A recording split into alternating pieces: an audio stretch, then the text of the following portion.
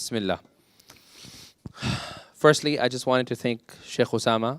We're waiting for his microphone and the cell battery for the microphone to arrive, inshallah.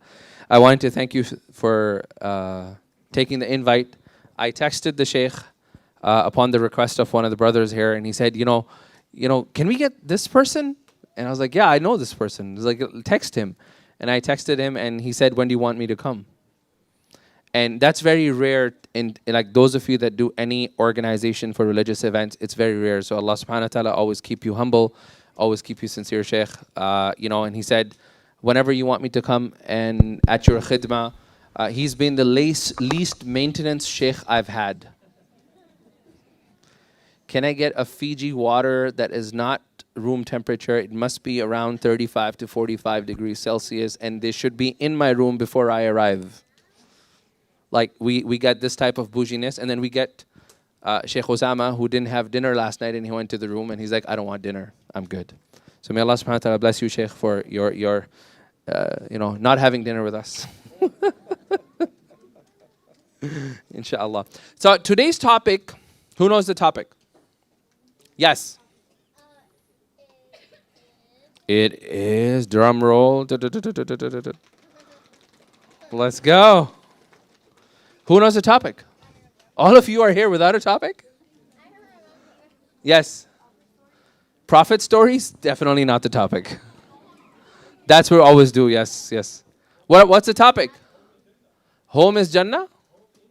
Home in Jannah? So you don't want Jannah in home? You don't want your home to be Jannah. You want home in Jannah. MashaAllah. He doesn't want the Jannah in his home. He's like, Ya Allah, give me a home in Jannah. Forget about my home. What's the topic? Somebody has to tell me. Yes. Building Jannah at home. It's very important. Because if we don't build Jannah at home, having a home in Jannah becomes very difficult. So the whole topic for today is going to be a monologue first. The Shaykh will have a few topics about why is it important to even be concerned about Iman, Yaqeen, elements of our faith being visibly available in our homes for our children. Why is it so important?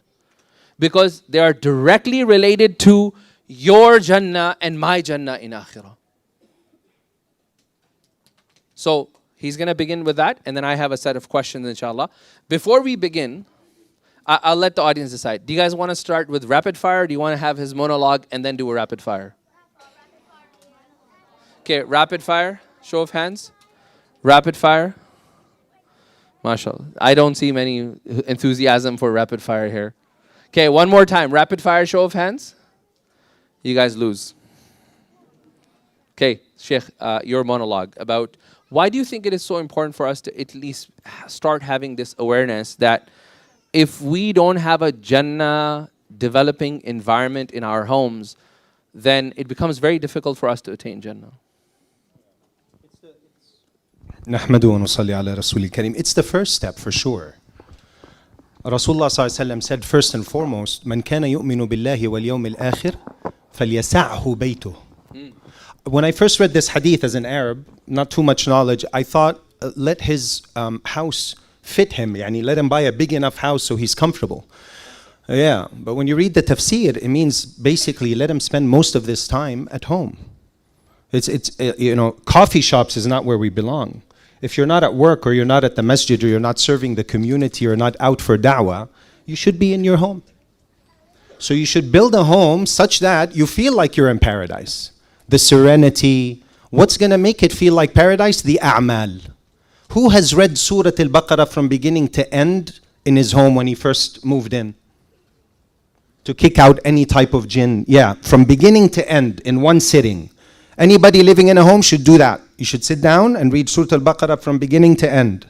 Okay? You shouldn't turn your, homes into maqabir. So you have to have the dhikr of Allah. You have to have salah. But the thing is, when it comes to, I think, kids, and we were talking about that, their primary source of learning their deen is when they see you argue at home as parents. how you eat, how you sleep, how you talk to each other, how you deal with each other. Ad-deen al-mu'amala. Deen is in dealings. So I always say this, ad-dunya darul huquq. If you don't know it, memorize it. Wal-akhiratu darul ujur. The dunya is the dar of rights. So I have to know what my spouse's rights are, what my kids' rights are, what my family's rights are, and fulfill them. We learn the rights of others to fulfill them, but we learn our rights to forgive them. We don't learn our rights to demand them. You can, it's your right. But if you have ihsan, you're really learning, oh, this is what you owe me, and afallahu ank. Fa'fu wasfahu. And the Sahaba used to say, كنا نرى أثر ذنوبنا أثر في إيش? We used to see the effects of our sins in the behavior of our wives and our animals. Yeah, or children. What does that mean? It's like if something's going wrong at home, I drop the ball somewhere in my relationship to Allah. It's a simple formula. Fix what's between you and Allah will fix what is between you and all people, especially your home, inshallah. What's the role of, like, would it be fair to categorize or to say that our home would be the first madrasa for our children, not masjids, not other places? Because oftentimes when it comes to the idea of religious education, the first thing that comes to the mind of a parent is delegate. Can we send them to a maktab? Can we send them to a madrasa? Let them deal with it. Can we send them to an Islam? I'm telling you, the faith crisis that we're having today, right? The ground zero for that are Islamic schools. Because in Islamic schools, wrong beliefs are being taught because teachers are not qualified. But we have delegated that madrasa that home used to be in. How can we turn, or what needs to happen for parents to actively take a role in the tarbiyah and the Islamic education of their children? The best thing I learned from, you guys familiar with Jamaat al-Dawah al-Tabligh? They're very active all over the world. The best thing I learned from that movement was حلقة التعليم في البيت. This is, for me, if I show you my messages right now, I just sent a message to my son earlier. Did you do حلقة التعليم or not today? I check up with him every day. Every day they open Riyadh al-Salihin, or I actually like the book. Some people have an issue with it because it has da'if hadith, but they're all fada'il. So there's no issue in the da'if and the fada'il. The book is called Fada'il al-Sadaqat. It's a beautiful book. The whole point is you read it so you get motivated to do what you need to do. So my rule is 15 minutes daily of قال الله وقال رسول الله صلى الله عليه وسلم. And don't interrupt the halqa ta'lim with too much of your explanations, especially if you're not a scholar, because you interrupt the nur. The words of Rasulullah sallallahu alaihi wasallam, the words of Allah subhanahu wa ta'ala have a light to them. And you want that light to take effect in your home. So I agree with you 100%. That's where it starts. قُوا أَنفُسَكُمْ وَأَهْلِيكُمْ نَارًا. ماذا قال Imam Ali في تفسيرها? Imam Ali radiallahu anhu, he did tafsir that, save yourselves and your children from Jahannam. He said, أَن تَعَلَّمُوا وَعَلِّمُوا أَوْلَادَكُمُ الدِّينَ. The tafsir of this ayah, to save yourself from Jahannam and your family, is to teach yourself. You learn deen and teach it also to your family. كُلُّكُمْ رَاعٍ وَكُلُّكُمْ مَسْئُولٌ. Everybody, we are all responsible as shepherds for our flocks. It's our responsibility. Allah will ask me, but with compassion. Somebody just texted me a question. Uh-oh. Saying, what if your homes are very toxic? And there's the MashaAllah, masjid. this is yeah, they're like, yeah, but I think there has to be something said to, like, what should be the general overall environment of the house, because sometimes the husband sees we need to go left, and the spouse or the wife thinks we need to go right, and the two are not on the same page. The wife is the queen of her home. Don't interfere with the little details, how she wants to furnish, how she wants to set up the place. And it's the wife's responsibility to turn the home into an extremely peaceful and tranquil place that the husband looks forward to attending. I look forward, and personally, I really look forward to going home. Because there is that energy, there is that understanding. We have the same goal at home. This is key, especially before you get married, when you choose your partner, the same goal. Have you heard of the triangle example of marriage? You and your husband, your spouse, are at the bottom of a triangle, the base of the triangle. The triangle has one apex, one point on the top. If your goal is Allah, you and your spouse are heading towards Allah, the same goal. What's happening as you getting closer and closer and closer to Allah, to you? You're also getting closer and closer to each other. Subhanallah. That's the key. Because the name of the game is that. If you have, and for me, someone comes to me, I have problems at home. I begin, ala tool. Tell me about your 5-time salah. How many of those do you miss? How many times have you missed Fajr? He says, today. Allahu Akbar. There's your answer. Subhanallah. Subhanallah. Excellent. This is really good. This is very important for us to hear. What role does a husband play in terms of the tarbiyah of the children? Because oftentimes the complaint that comes is that the parents or the mothers will be complaining that the fathers are absolutely absent in any tarbiyah of their, like they have no idea what their children are studying, where they're, like there's no involvement of the father at all, with the caveat saying the father is busy earning money. Your son doesn't want toys. Your son wants you to play with him. That's it. Okay, you buy him all the toys. I've seen it. I come home, I know my son loves this and that. He's really into soccer. And I'm like, or football. And I try to get into what he's into. I try to enjoy what my son enjoys. I try to get into his head, understand what he's all about, really listen. So I spend time with him. I have a habit. I don't know if you have this. How many kids do you have, mashallah? Ya Sattar. ليش خجلان? 6. You know, I'm from Gaza. When people ask us how many kids we're from, it's typically minimum a football field. Because it's like it's a football match. You have like 11 people. So when my father visited Gaza... I'm at a basketball with 1 sub. I have a basketball team with 1 sub. So, well, I'm not at football. Yeah, but you get the point. I get the point. Yeah. No, go ahead. You were saying the point. So I have a habit where I spend time alone with each one of my kids. So I know that my son, because the issue is I see when my son and my daughter are together, they're arguing all the time. And it depends on the age of your kids. Mine at like 12 and 11. So what I do is I know my son loves bowling. So, you know, we have this thing like once a month, let's go bowling. Khalas, that's my time with you. That's a time where I'm just there to listen, to get to all your issues, all your problems. I'm a friend on that day more than anything. And then I do the same with my daughter, Jude. She loves art. She loves to draw. So I'll sit and spend quality time with her with that.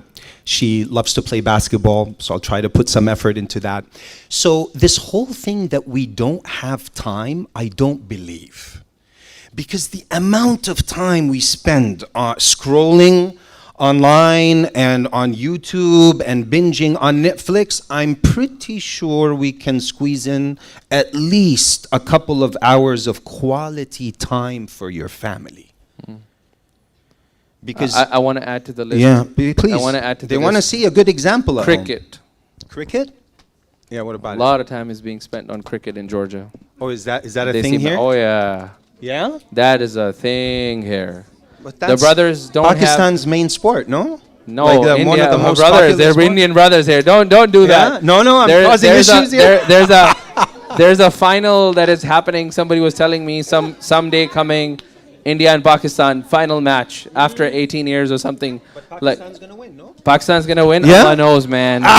let's not get into politics. Oh, I can feel the energy already. So cricket's a serious one here, huh? Yeah, but you know, I wanted to add something over here, which one of my mentors, they said something really powerful. Waterfall. So one of the things that my mentor said, you know, he said this to me in Urdu and I'll translate it in English. He said, जिंदगी में career होता है, career में जिंदगी नहीं होती. It's very important, right? Your career is part of life. Your life is not career. Allah. So he said, oftentimes when a father becomes 50, 60, he has spent his life as a career. But he never had, like he turned his career into a life. Yeah. But his own life, he never spent.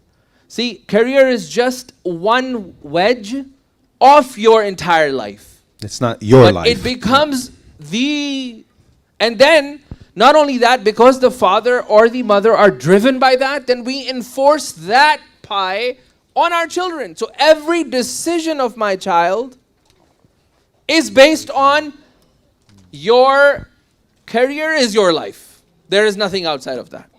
It's everything. Everything. So if that means that I need to take them to a robotics thing, or if I need them to take them to North Carolina for something that can get them ahead of their career, even at grade 7, they will sacrifice. Yeah, well, Right? It's pretty sad. But then you will only get 50 kids for his Islamic summer camp. Right? So priorities are not there for us, right? Because we think it's a little bit very different. When we came from Canada, Shaykh Ousama, we found that in Canada we don't do that. Like we don't have hyper focusedness on like making sure that my kid has like some form, like our generation, we've moved on. But it's the level of competition that I see kids that come, the parents, grade 6 child, he is in anxiety because he's not getting enough grades to be able to please the father. So how do we recalibrate ourselves? The question is, when my son comes to me with the grades, the first thing I say, how'd you do on Deen and Arabi? They go to private Islamic schools. He goes, what about the others? I'm like, just Deen and Arabic.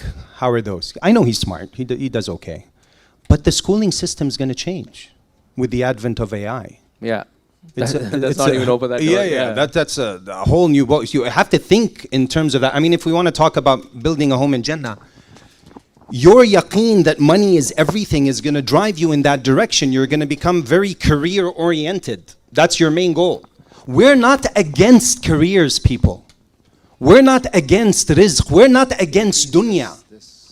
You have to have dunya. What did Ibn al-Qayyim say? He says, ترك الأسباب رهبانية والانشغال بها من الخارج والاعتماد عليها من الداخل يهودية.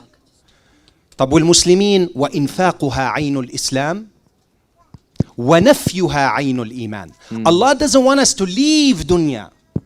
Because Allah placed His commands in the dunya, in the asbab, in the worldly phenomena. So if you turn back, your back to it, I don't want to get married. I'm not into women.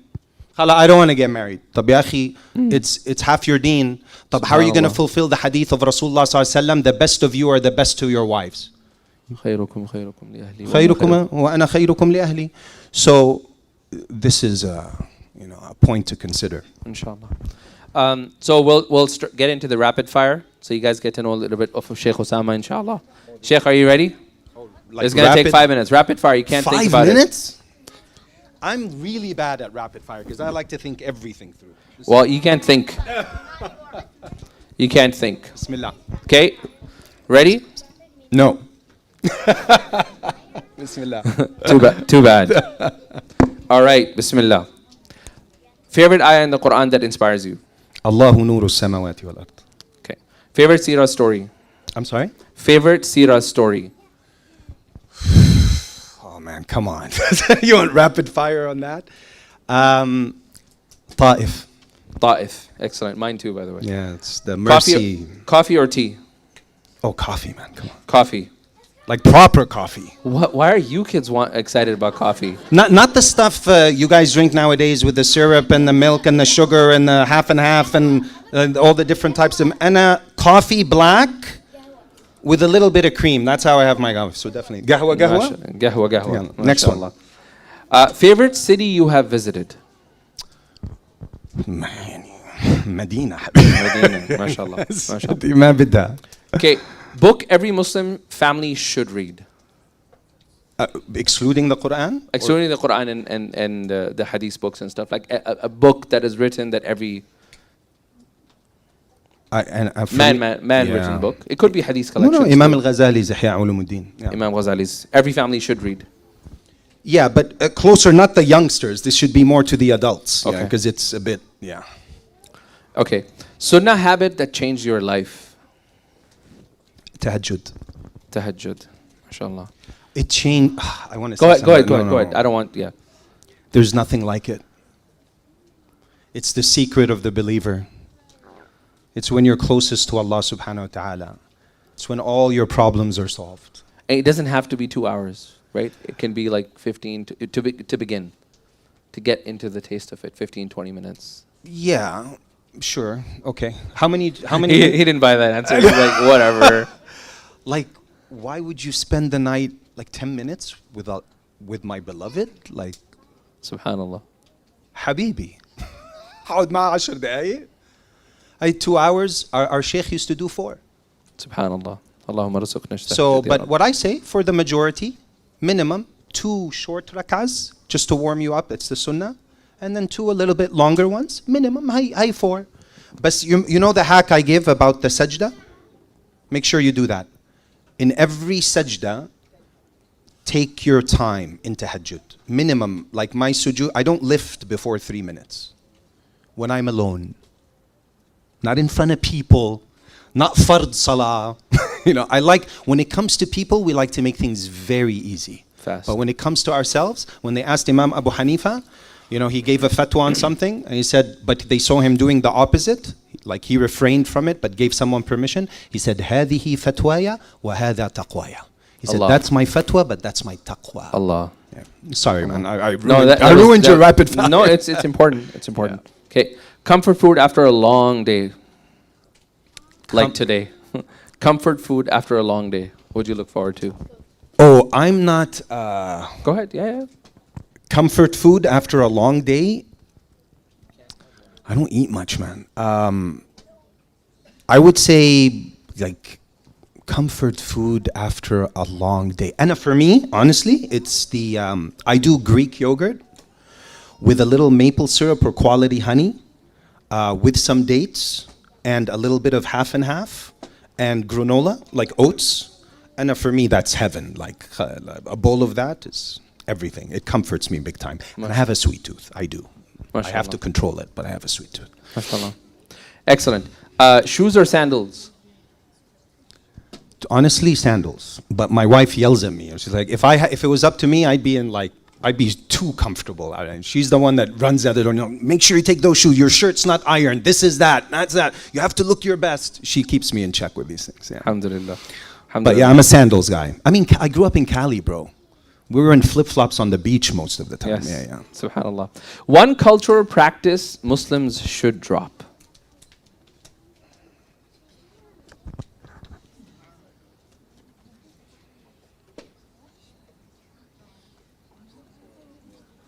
Let me think about that one. Take the next one.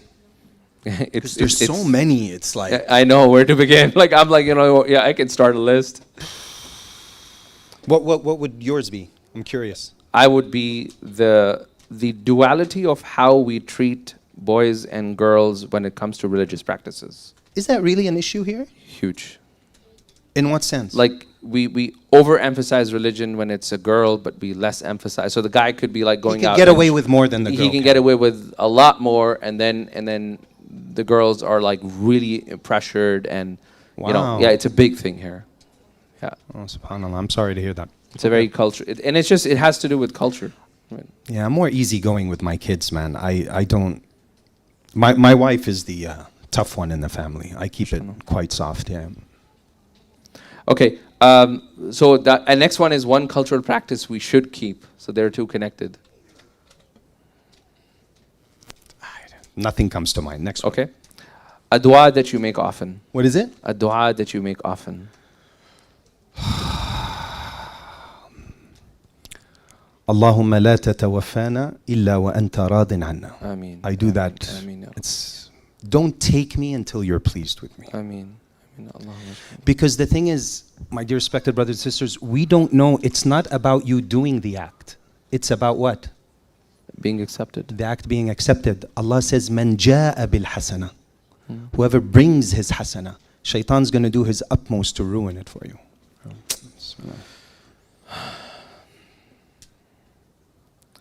A scholar from the past you wish you could meet today. A scholar from the past I wish I could meet today. For me, man, Abdul Wakil al-Durubi. Shaykh Abdul Wakil al-Durubi is the Imam in Syria of Shafi'i fiqh, one of the big awliya. Yeah. Because I'm surrounded with the other side of like more on the spiritual dimension, Yes. but on the fiqh and on the ilm side, I lack more. That's your specialty more. We're du'at, you're scholars. There's a big difference. I'm not a scholar, but anyhow, inshallah. For me, it would be Imam Nawawi. Oh, mashallah. Yeah. For me, it would be Umdat al-Salik.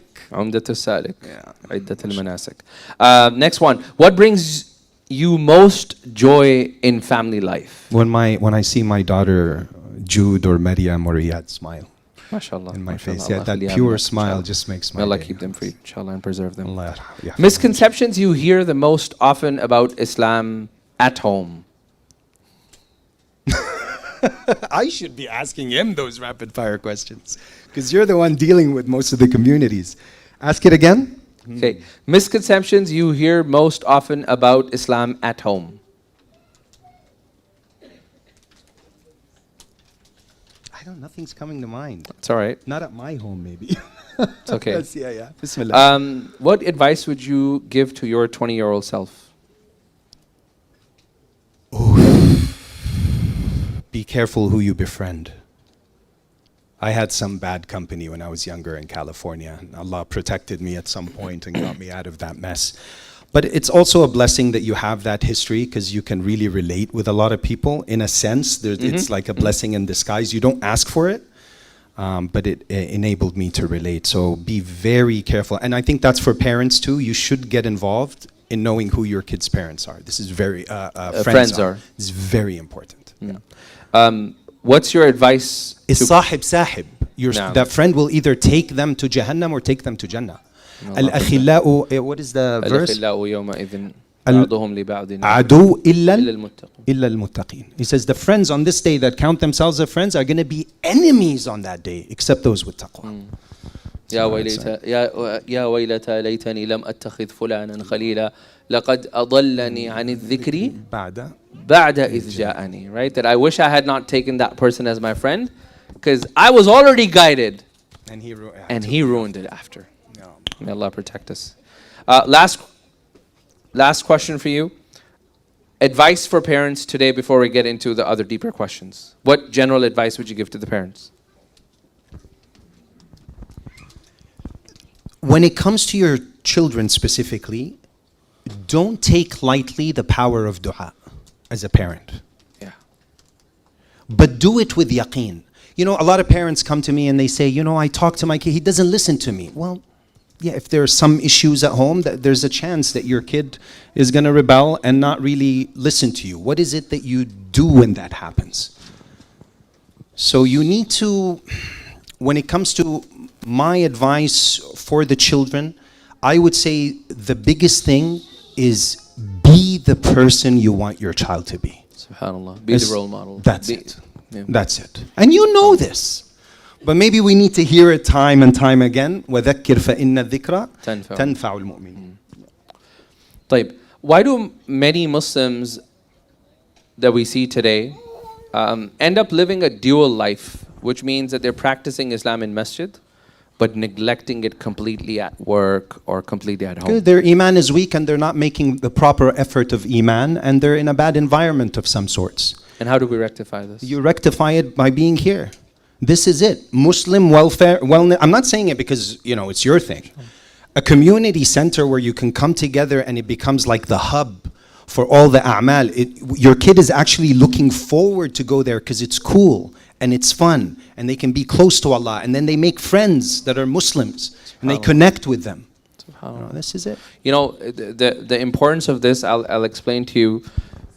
So when we were growing up, we had a beautiful imam. Shaykh Hamza Karim Ali? So Shaykh Hamza Karim Ali, Shaykh Hamza Karim Ali was his teacher Imam Umar Dogar. That's the same teacher we studied. So we were in the same masjid studying Quran together. Right? Shaykh Hamza Karim Ali was my Sunday school teacher. Right? We used to play dodgeball with him, which you will play with the teenagers tomorrow, by the way. They're making him play dodgeball.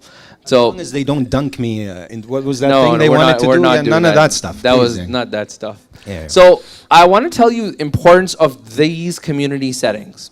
So today, those of you that are from Canada, you will know that we have like charities like Islamic Relief, we have IDRF, we have National Zakat Foundation, we have National Council for Canadian Muslim, we have ISNA. If you look at all of these charities today, the CEOs of all of these charities attended Al-Falah Islamic Center with Imam Umar Dogar at the time of Hamza Karim Ali, and they were all my friends. We were all friends. Each one of them is leading an initiative. So at that time, it was very difficult for parents to get up and bring them for a family night. And obviously, keep in mind, we did not have the opportunity to listen to speakers who spoke proper English. Like it was like you were not interested. Despite the fact that we were not interested, the suhbah that we got, the companionship that we got, this companionship ends up, I'll tell you where. When one of them was about to fall out of line, all 8 hands got together to protect him. When one of them went through a difficulty and he was having a mental health crisis, we all are like, bro, we got your, don't worry about it. So these kids sitting around like this, you don't see that today. But inshallah, when they grow up, and if it was a consistent anchor in their lives, i.e., you as a parent prioritized Friday night, no discussions, we're going to be doing something to do with ilm. And you are changing in that environment, and most of the time you're unaware of the fact. Yes. Initially. You know, when you're in the shower and it's a warm shower and you feel fine, when do you feel the cold? When you step out of the environment. Then you feel the difference. So same thing, into your life. Like, yeah, what is it? We have give it some time. 5 years, inshallah, when the imam is here and things start moving and things start changing. And then you'll start to see and notice, inshallah, that you're with what you're planning. And inshallah, inshallah. Inshallah. We have plans and Allah has plans, inshallah. Inshallah. Inshallah. So just give it time, be patient, and know that you are changing and your kids are changing, especially if these type of gatherings are consistent.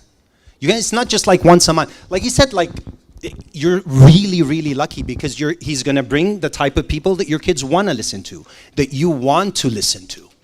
And he's going to put the programs in place that your kids want to be a part of, whether teenagers, young adult, whatever. Inshallah. So stick to that. Inshallah. Hold on to the community, inshallah. The Muslim Wellness Center, inshallah. Bismillah. Bismillah. I want to talk about this. This is an important. Can we talk a little bit about screens? Oh man, yeah. We did talk about it, but like I got like 3 text messages from Lahu. Yeah, it's like, you're not touched upon screens. I'm like, I will. It's coming. It's question number 5. Please. But the question is that I want to know your take. What's healthy screen time? We had a whole session about it with Sheikh Salar about screen time, but what would be considered healthy screen time? Honestly, generally speaking, there's no healthy screen time. Read The 4 Arguments for the Elimination of Television by Jerry Mandel. Like, incredible book. What's the book? The 4 Arguments for the Elimination of Television. The 4 Arguments for the Elimination of Television. Yeah, by Jerry Mandel. Incredible book.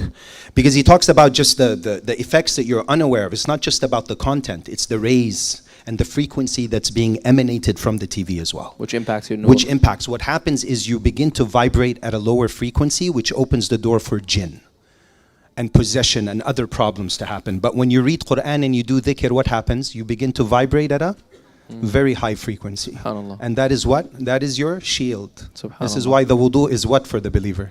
Nur. Nur and hisn, a shield. So wherever you go, you're what? You're protected. When you make wudu next time, don't just do wudu like people do. Do wudu like a believer, like a muhsina, like a muhsin. Next time you go to make wudu, like, think of the sins that are, falling from you. Think that Allah is commanding me to do this right now. And in the moment, He's watching me and He's pleased with me. And you're making the appropriate adhkar. Do it with hudur. Do everything that you do with excellence and hudur. It's not just about, we haven't even spoken about the, like we talk about, okay, you pray 5 times a day, okay, great, your problem. What about your khushu' in your salah? Because Allah doesn't associate success to salah. He associates success to the believer, what? قَدْ أَفْلَحَ الْمُؤْمِنُونَ الَّذِينَ هُمْ فِي صَلَاتِهِمْ خَاشِعُونَ. So Allah is interested in qualities. Yeah. But in terms of screen time, generally speaking, for every hour of screen time, there's an hour of ilm or dhikr. So they know that if they're going to sit and spend an hour on the screen, that means I need to do an hour elsewhere. So if he doesn't feel like doing this, at least he won't watch the hour of TV. You have to have some mechanism. We have a box, food time. There's never, if I see a phone, that's when I'll lose my temper for the sake of Allah. If I see a screen, by the dinner table. And that's the time where I check up on everyone. How are you? What did you do in your day today? How's everything? Now, like, what did you learn in school today? And they talk and you leave them. Okay, nothing. No, like, be interested in what they're doing. Inshallah. I'm sorry, I'm not fake because this chair is this way. But you know, you said something about the frequency. It's something so important. There was a Japanese researcher, I think around 15 years ago. He did a very interesting experiment. It's called Risalat min al-Ma. The book is called Risalat min al-Ma. So what he did is he played metal music, dark metals, hard metal. He played that music on water, and he flash froze the water, and he captured it at like 400 frames per second slow motion to be able to see how the crystallization is forming. So he did that. Then he had variety of different sounds he played. This person had visited Saudi, so he knew that there's something called Quran. He had heard it in the, so he also played Quran on the water. Okay.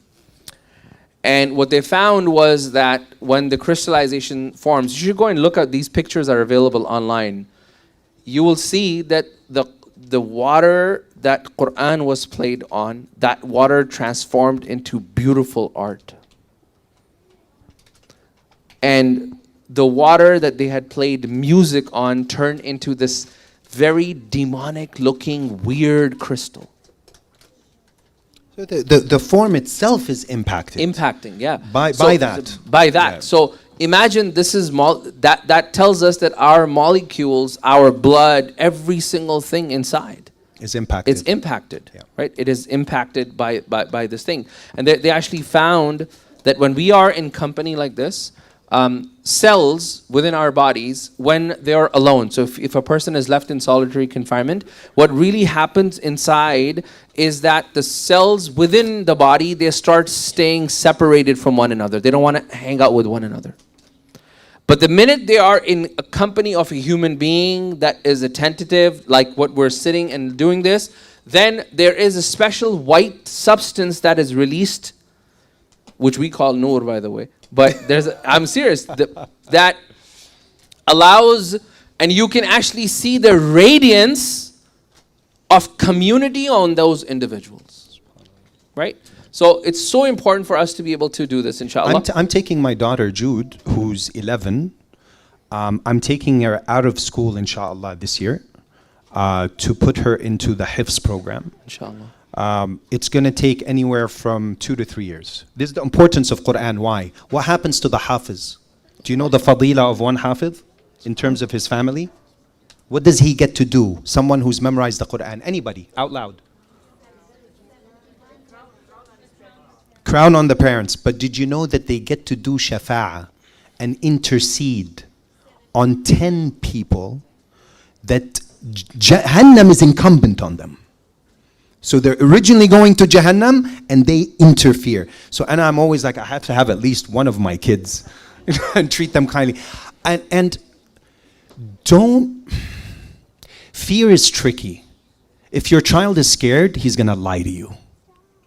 And I always make it very clear to my kids that like they can come to me with anything. So you really have to, when the Rasulullah said, La taghdab, la taghdab, la taghdab, when the Sahabi asked him for advice, he repeated 3 times. He said, don't be angry. One of the most effective tools of shaitan. to get and go through your blood and rage. And you can see someone that gets angry, how their face changes and they begin to turn red. You can see shaitan in him. Allahu Akbar. So especially because I know as Arabs and as, you know, South Asians, we tend to be what? Very tempered. non-emotional. At all. At all. No emotions at all. Just yogis at Yogis peace at sitting, home. Ya Allah, mashallah. Inshallah ta'ala. ما في emotions. بالمرة. بالمرة. الله بالآخر. المستعان. من Allah protect الآخر us. ما يجوز. لا يجوز. You know, I was beat, and I'm for me, I look at it and I'm like, I'm glad he did it. It was just the culture then. It was adi, out of love. Yani, he would, you know, beat me on the head, beat me on the butt, beat me on the kaza. But when my father walked in the room, Allah, Allah. everybody stood. What do you need? He would look at us and we'd know exactly what he wanted. Like I was like, do it, you know. And there was that respect. But he was also very kind, and he had all these other qualities, obviously. But we have that as Middle Eastern, South Asians. We tend to be hot-tempered. So you have to teach yourself, and dhikr, and especially tahajjud, really helps out with anger issues, if you have them. Subhanallah. Yeah.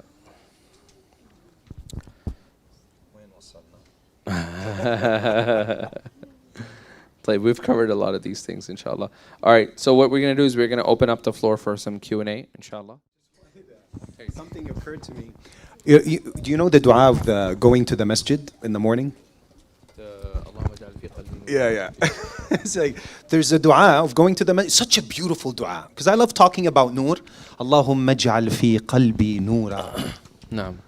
Wa fi lisani nura. Wa fi basari nura. And you go through like one body part. Body. And then from in front of me nura. Wa min khalfi nura. Wa min fawqi nura. Wa min tahti nura.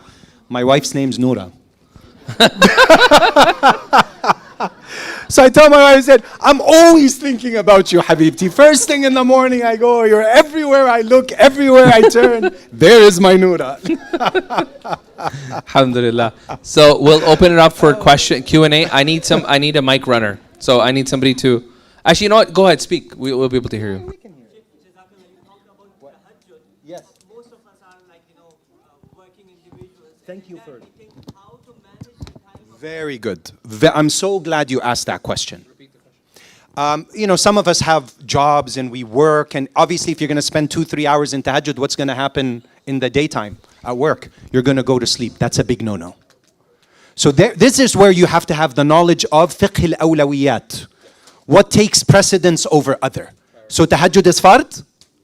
Yes, on Rasulullah sallallahu alaihi wasallam, but on us, it's not fard, right? It's an option. So you work. Work is ibadah when, not when you're selling liquor, not when you're hada, but when the intention is in its place. Why do you work?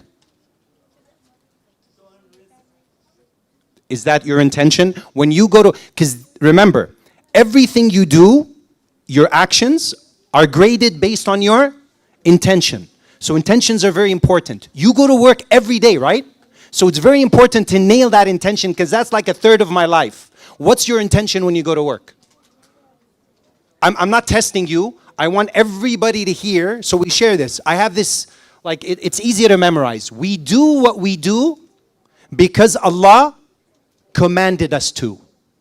Commanded us to, so it rhymes. We do what we do because Allah commanded us to do.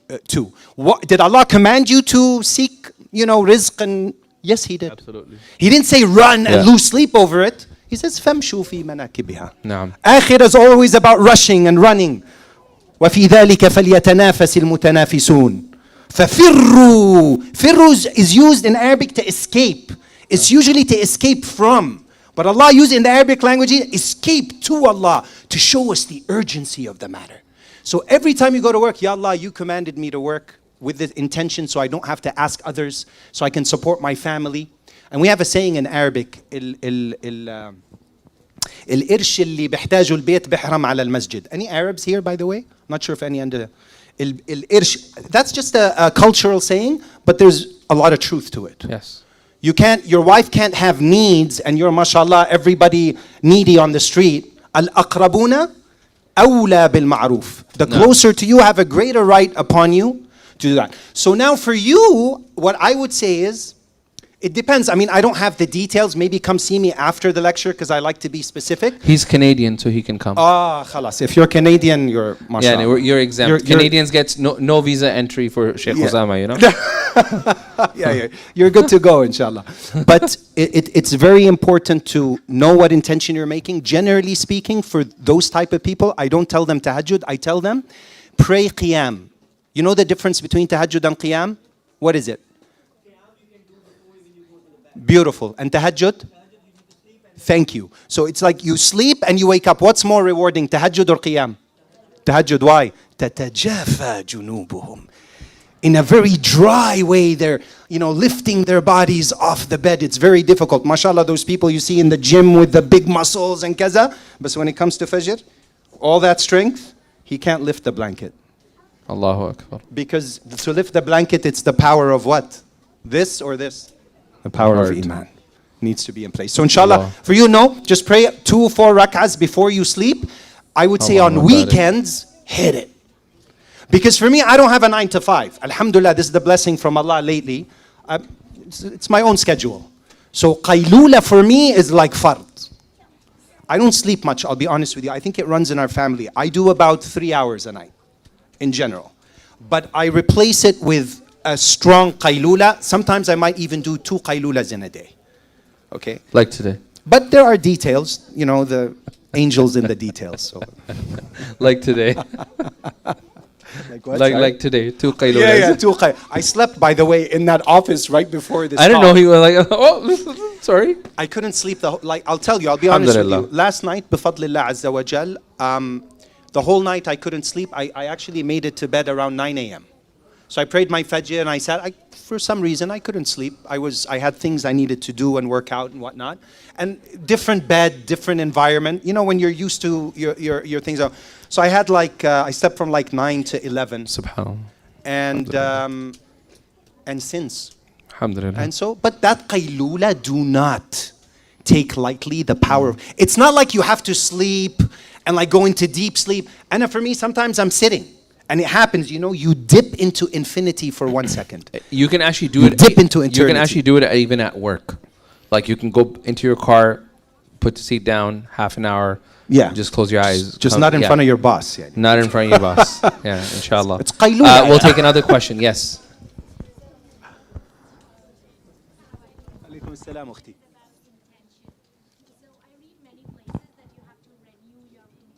Oh, such a good one. Yeah.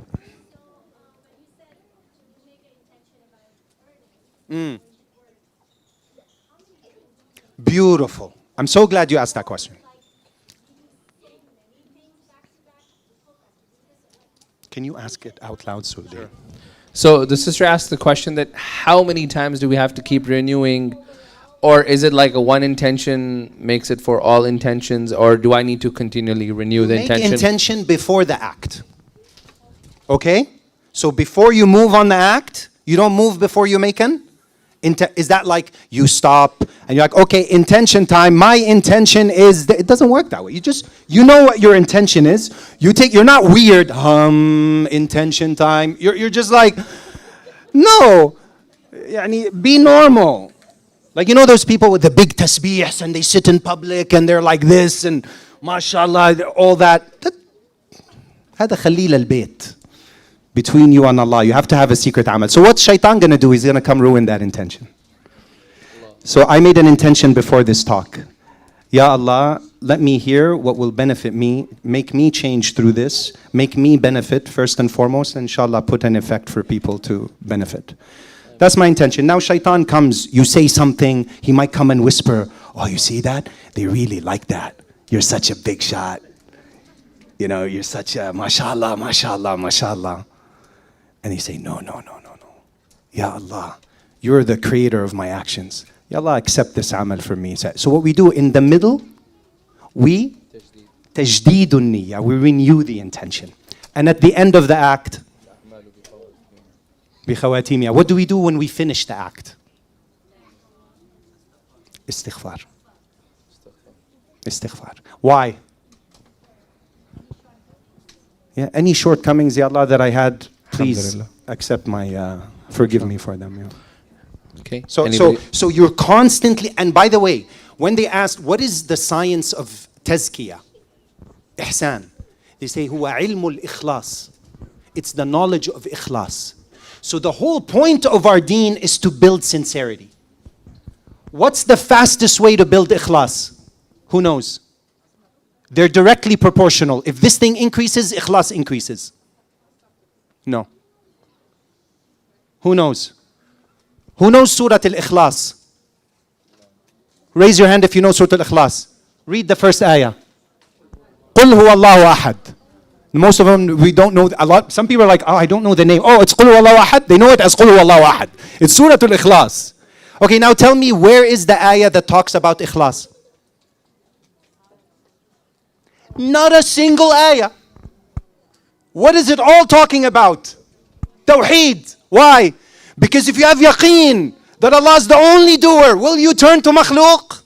Your intention will always be for Him. So to increase your ikhlas, you work on increasing your Iman. Iman. Inshallah. And Rasulullah sallallahu alaihi wasallam said it in a hadith, al-iman al-ikhlas wal-ikhlas al-iman. Next question. Yes, at the back. Wa alaikum assalam wa rahmatullah.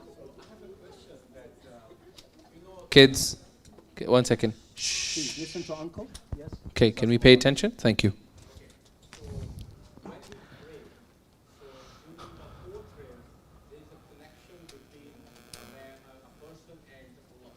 Beautiful.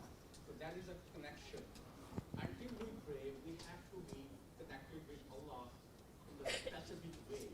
We cannot do any other thing like we cannot see around each other like. Yes, Sure. correct. So is it true that during our prayer, although the whole prayer is basically is a dua, whole prayer is a dua. Mm-hmm. So can we make dua in our language during our prayer? I'll let you handle Or even after the prayer, Yes.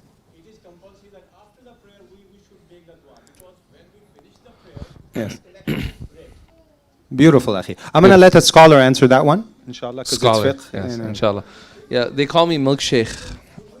I like milkshakes. Dua in our language during our different movements, like in ruku, in sujood. Sure.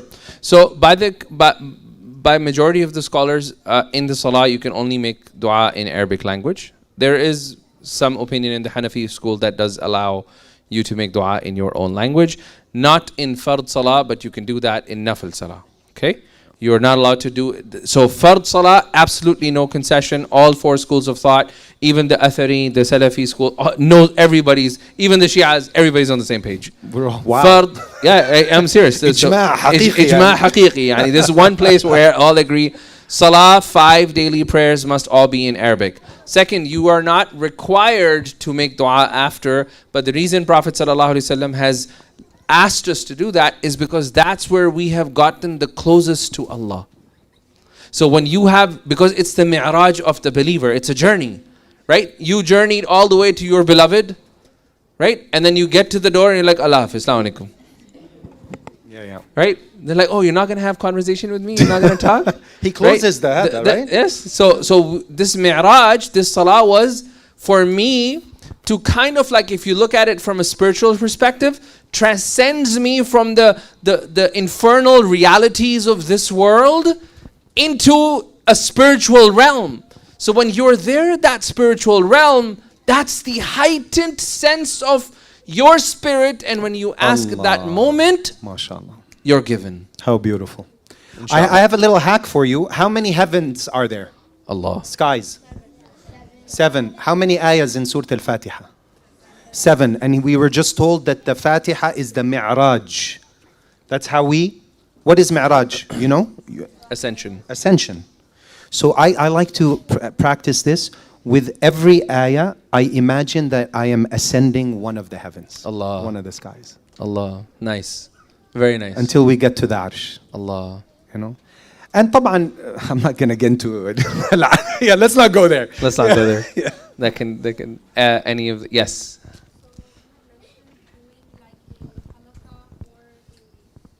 تعليم at bit. Yes, أختي. Yeah. Is there a man in the house? Yes. The man should lead this usually. But once the kids get used to it, then you can hand it over, you know, to teach them responsibility, and then they get excited that they're part of it. But typically, the two books I recommend are Fada'il al-A'mal or Riyadus Salihin, English, Arabic. 15 minutes, you set a time that's suitable, no devices at that time. You tell them, this is all I'm asking. This is our ijtima'i amal. Dinner, that, and one salah at home in jama'ah, to get the kids accustomed to that.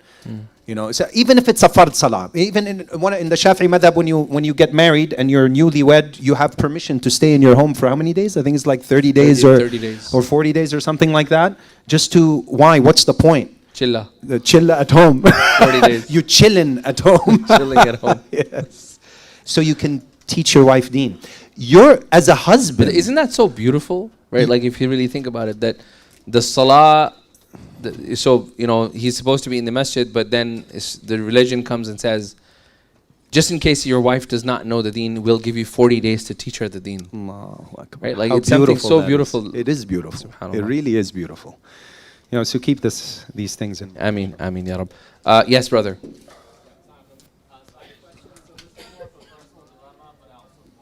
Yes, Attar. Public or private? We can do private if you want. Okay.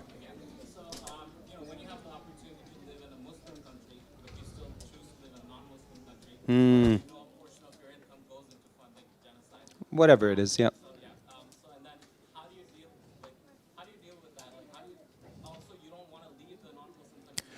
You cannot come to non-Muslim lands with the intention of just like a dunyawi intention. It's not permitted. So your intention, and this for everybody. So, but I'm not a scholar. By majority of the scholars, by the way. Oh, I'm sorry. Yeah, I didn't know that. Yeah, majority of the scholars. Majority. There is a few that exemption, but this is like, you can say not ijma', but majority of the scholars, What did they say? do not allow you to be in a non-Muslim land except that you're in two states. You're either actively supporting da'wah or you are spreading da'wah That's yourself. it. So what's your intention now? Halla, right now. Right now you're going to make that. What's your name?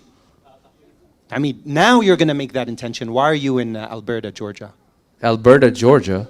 Atlanta, Georgia. Atlanta, sorry. Alberta is in I'm Canada. so Canadian. Alberta, Georgia. Allahu Akbar. My bad. Allahu Akbar. It's my first time in Atlanta, excuse me. It's okay. No. What's your intention? What was it Excellent. before? Most of us, we came here for what? Opportunities, money, citizenship, whatever it is. Most of us. Okay, Yeah. now what's your new intention?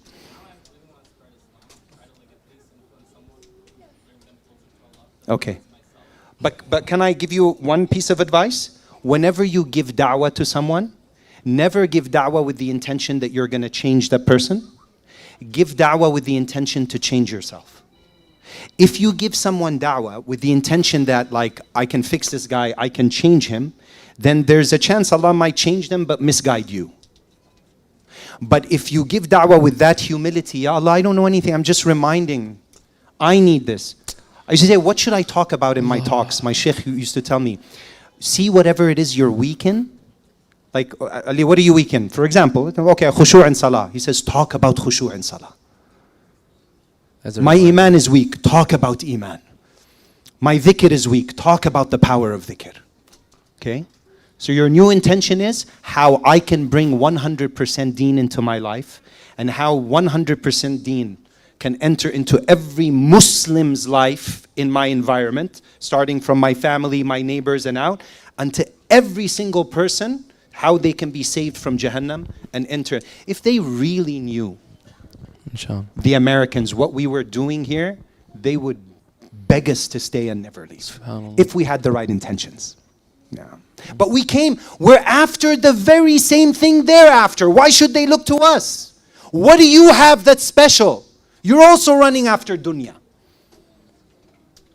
And again, I made it clear, I'm not against dunya. I like beautiful things in life. There's nothing wrong with it. I buy sometimes expensive perfume, maybe one expensive watch. There's nothing wrong with that.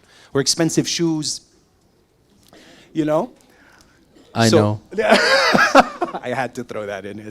I actually love your shoes, man. They're pretty dope. They're pretty cool. I got to learn from the Imam. Inshallah ta'ala. So I hope that's helpful. Sorry. Jazakallah khair. Anyway, yes.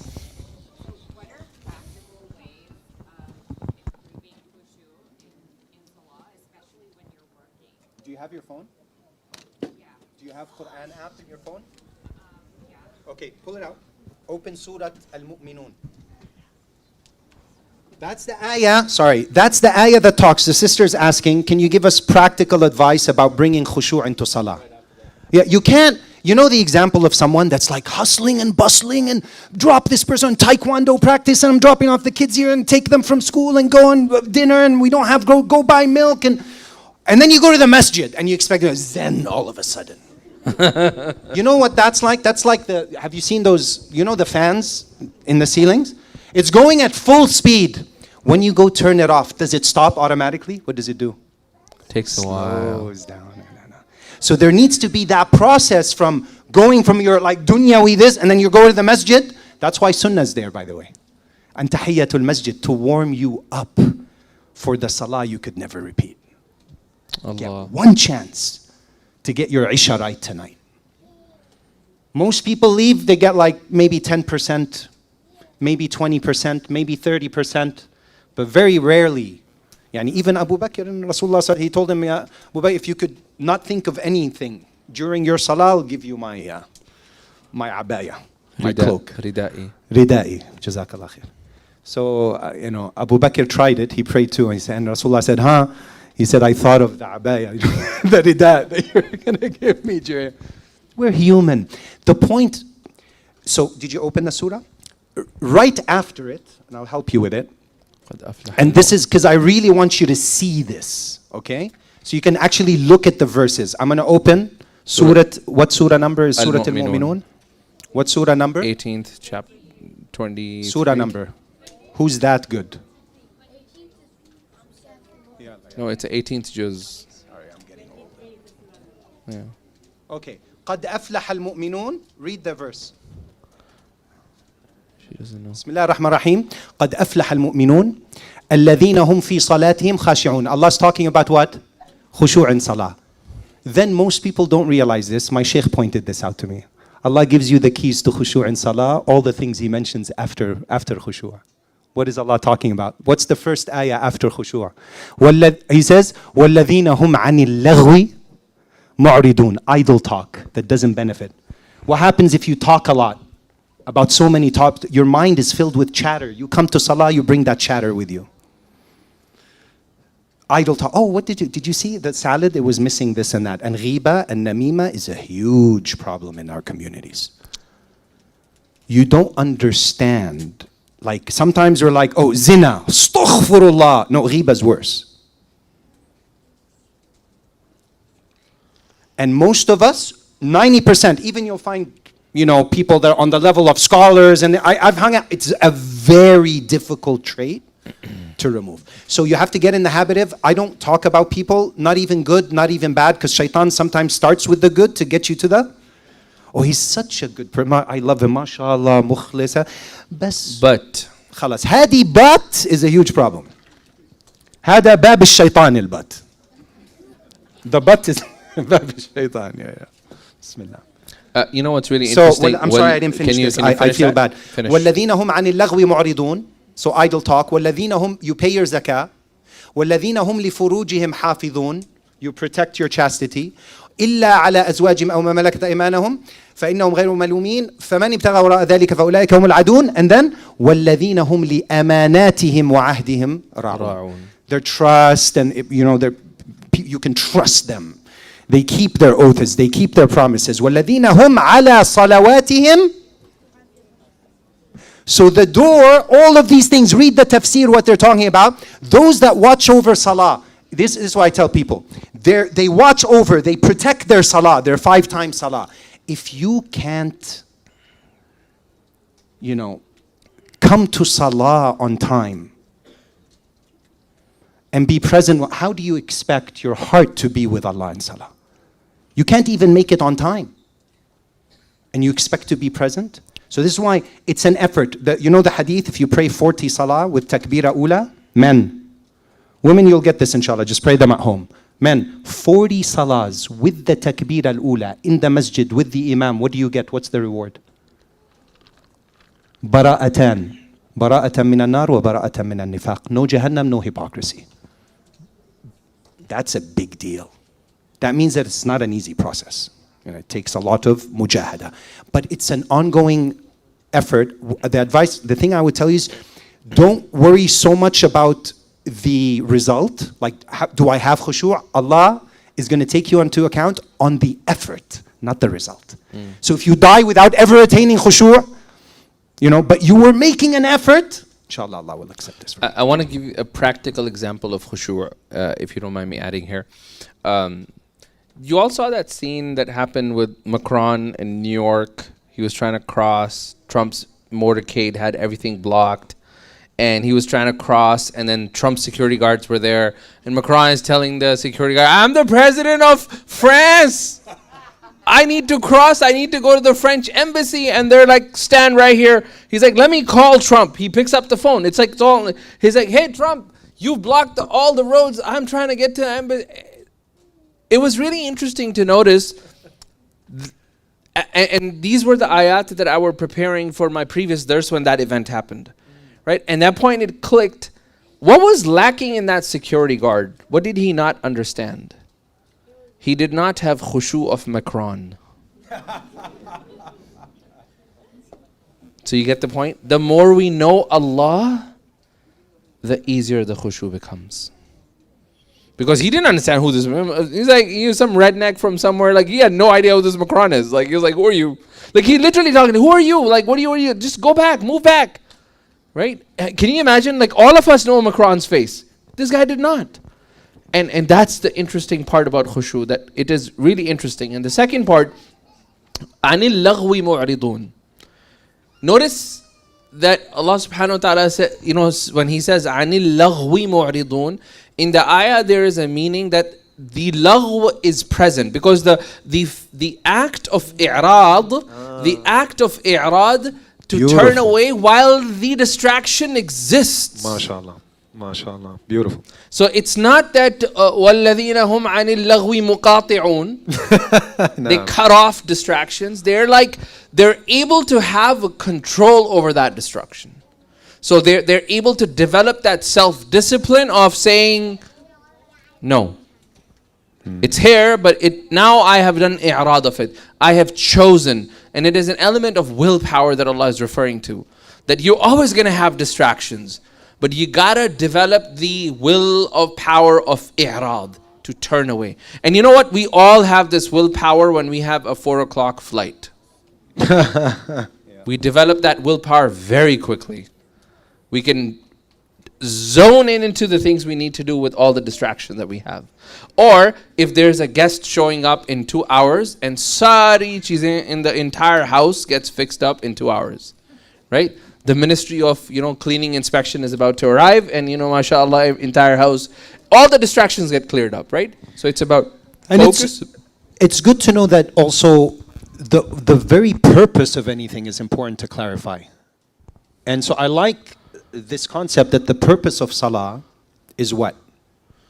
وَأَقِمِ الصَّلَاةَ إِلَّا مِنْ السَّبَبِيَّةِ لِذِكْرِ. The purpose of Allah is to connect and remember Allah. So if you're not connecting, you have the outward form of salah, you don't have the inward reality of salah. But I'll tell you what the purpose of salah. The purpose of salah is that your life outside salah becomes like your life inside salah. Allah. Yani what? In salah, do you look here and there? Your eyes are where? Place of sujood. Where should your eyes be outside? Should do ghadd al-basar when you need to. You're in a state of dhikr, you're in a state of dhikr. There's no wandering eyes. There's a time and place for everything in salah. You're in a state of dhikr. So you want your life outside of salah to become like that. How do you know you got the reality of salah? When salah prevents you from fahsha and munkar. Allah. That's how you know you've achieved salah. Right now, 99% of the ummah have the form of salah, not the reality of salah. Allahumma arzuqna, inshallah. I'll take one more question and we'll end, inshallah, for the night. Rasulullah said there will come you will enter into masajid, there won't be, the time will come, not a single person you will find in a state of khushu'ah. Because with what's happening in AI and Neuralink, and when they start embedding those chips, and when you start moving things simply by thinking about it, and things really take an interesting turn, and they bring Mecca to you, virtual reality, and you start doing virtual umrah, And some people are like, that's so cool. Yeah, we'll talk to the Shaykh about that. Talk to the Imam about that one. I'll take one more question. And one thing, I just got a text message. Some of the kids are outside the premise. So if your kids are not here, we're not responsible if they're outside the premise. So some of the, I got a text message from one of the volunteers that they went outside, and some of the young kids, they've left the center. So if your kids are not with you, please make sure they are with you, right? Responsibility. Inshallah. Somebody had I saw someone's hand here. There you go. Yes, brother.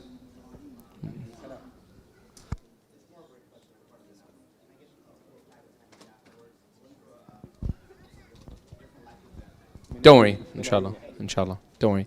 But any question for now? We wanted to take one last one. Yes? Where is it? Is the AI and all this virtual reality the end of times close to? No. AI is going to be some of the tools that Dajjal utilizes. Dajjal is not... I'll leave that to the scholars. Yeah. That's a topic. Dajjal and the end times is an insane topic. The best time, much fun. Best time to lock in And a speaker scary. is when he's on the chair. I'm sorry? I said the best time to lock in a speaker is when they're on the chair. Uh-oh. Right? Do you guys want him back? Inshallah. So we need to get a commitment. You can look at your calendar. I did want to say one thing. Yes. And because sometimes you encourage, I really appreciate it. And I did want to say that I was so impressed with everything that you're doing here. And the Imam is leading here. And I want to support, even if it's something little. So I just want to say, and I had the intention, I didn't want to tell the Shaykh. Inshallah, Allah accepts it from us. And this is where you make the intention before the act. It's very important. While you're speaking, you set that intention. That the humble honorarium that the Shaykh gave me, I want to donate it in full, inshallah, to the center, inshallah, any of the expenses you need for the center, inshallah ta'ala. Because I honestly came here for the sake of Allah. I didn't want. And Imam Saleem, Ahmad Saleem is a very close friend of mine. We go back to the clubhouse days. So it's SubhanAllah. COVID days. For the sake of Allah. Allahumma barik. Allah. You guys don't understand how rare this is, inshallah. May Allah subhanahu wa ta'ala bless you, your family, and increase your iman and everything, inshallah. Barakallahu fiqh, Shaykh. And any taqsir. Muslim Wellness Center uses it. Yes. No, it is. There's nobody else who can use it here, inshallah. May Allah subhanahu wa ta'ala bless you with everything. I'll have one more question and then we'll end. Yes. Your name was Umar or Marwan? Marwan. Okay.